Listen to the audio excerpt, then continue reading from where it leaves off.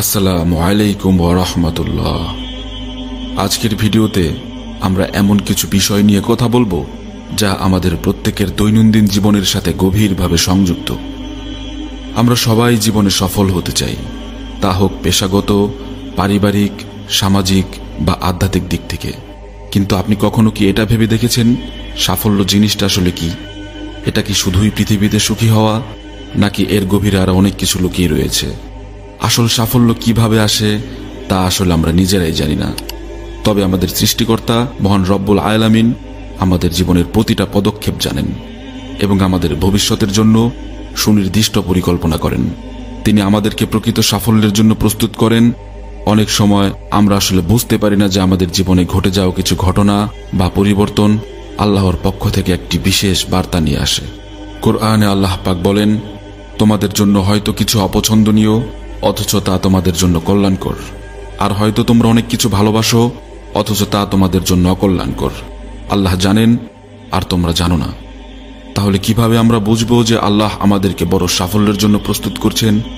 আমাদের জীবনে কিছু বিশেষ লক্ষণ বা ইঙ্গিত আসে, যেগুলো আসলে আল্লাহর পরিকল্পনার দিকে ইঙ্গিত করে।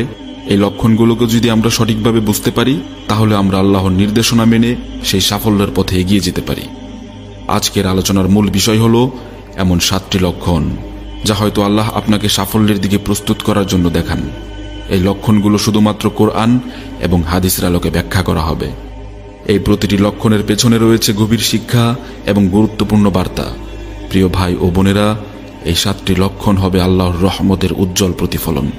এই লক্ষণগুলো শুধু সফলতার জন্যই নয়, বরং আমাদের পার্থিব জীবনধারাকে পরিবর্তন করার জন্য আল্লাহর পক্ষ থেকে একটি বিশেষ ইঙ্গিত।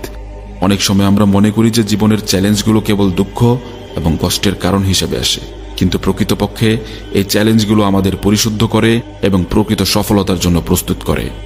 একটি হাদিসে বর্ণিত আছে, নবী করিম সাল্লাল্লাহু আলাইহি ওয়াসাল্লাম বলেছেন, যখন আল্লাহ কোনো বান্দার কল্যাণ চান তখন তিনি তাকে পরীক্ষায় ফেলেন। এই হাদিস থেকে স্পষ্ট বোঝা যায় যে আল্লাহর দেওয়া পরীক্ষাই আমাদের জীবনের সাফল্যের মূল চাবিকাঠি এবং সূচনা। তাই চলুন আমরা এই 7টি লক্ষণকে গভীরভাবে বুঝি এবং নিজেদের জীবনে এগুলোর প্রতিফলন খুঁজে বের করার চেষ্টা করি। প্রথম লক্ষণ, ধৈর্যের পরীক্ষা। আমাদের দৈনন্দিন জীবনে নানা কষ্ট, চ্যালেঞ্জ, বিপদাপদ আসতে পারে এবং আসবে, এটাই স্বাভাবিক। তবে এগুলো এমনি এমনি নয়, বরং আল্লাহর পরীক্ষা। আসলে বর্তমান যুগে পরিপূর্ণ ধৈর্যশীল মানুষ হওয়া সহজ নয়। অল্পতেই অধৈর্য হয়ে যাওয়াটা আজকালকার মানুষের একটি স্বভাবজাত বৈশিষ্ট্য।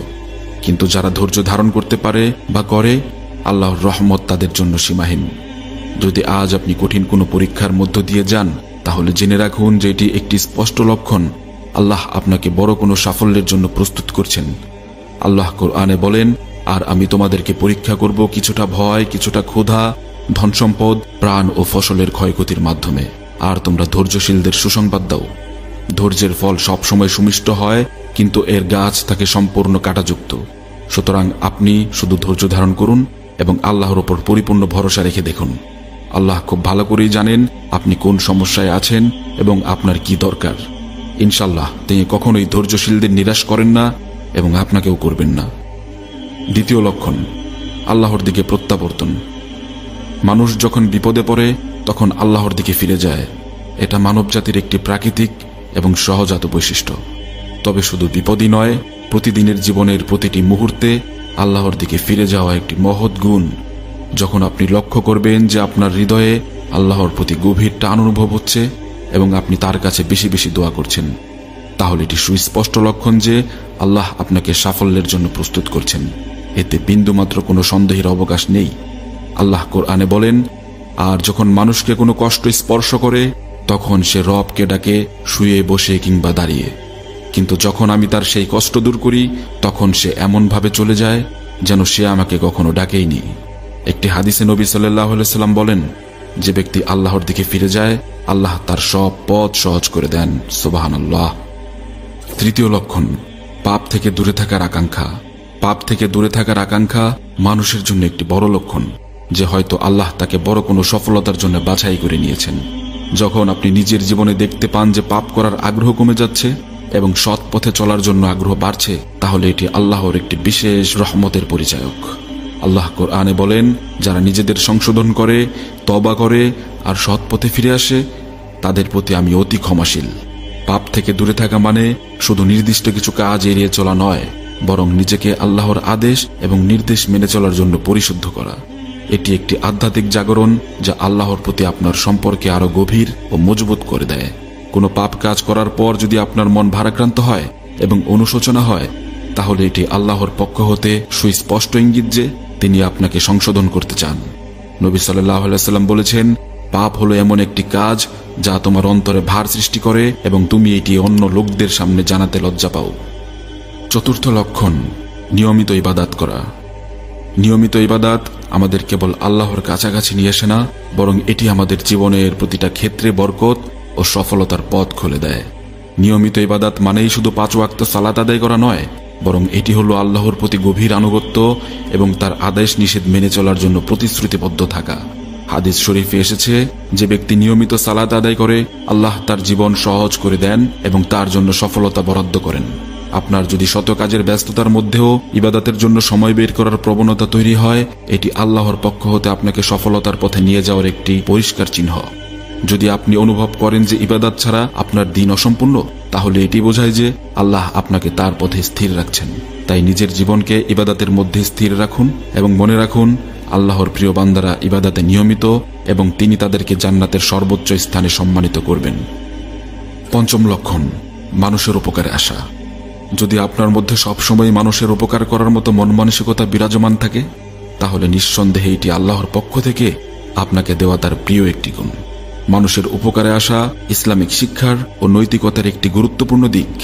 এটি এমন একটি বিশেষ গুণ যা আল্লাহ কেবল তার বাছাইকৃত এবং প্রিয় বান্দাদের মধ্যেই দিয়ে থাকেন। যদি আপনি আপনার নিজের জীবনে এমনটা দেখতে পান যে আপনি অন্যের জন্য সহজ এবং সহায়ক হতে চেষ্টা করছেন, তবে এটি আল্লাহর পক্ষ থেকে একটি পরিষ্কার ইঙ্গিত তিনি আপনাকে প্রকৃত সফলতার দিকে পরিচালিত করছেন। এই বিষয়ে নবী সাল্লাল্লাহু আলাইহি ওয়াসাল্লাম বলেন, মানুষের মধ্যে সেই ব্যক্তি আল্লাহর নিকট সবচেয়ে প্রিয় যে অন্যদের উপকার করে।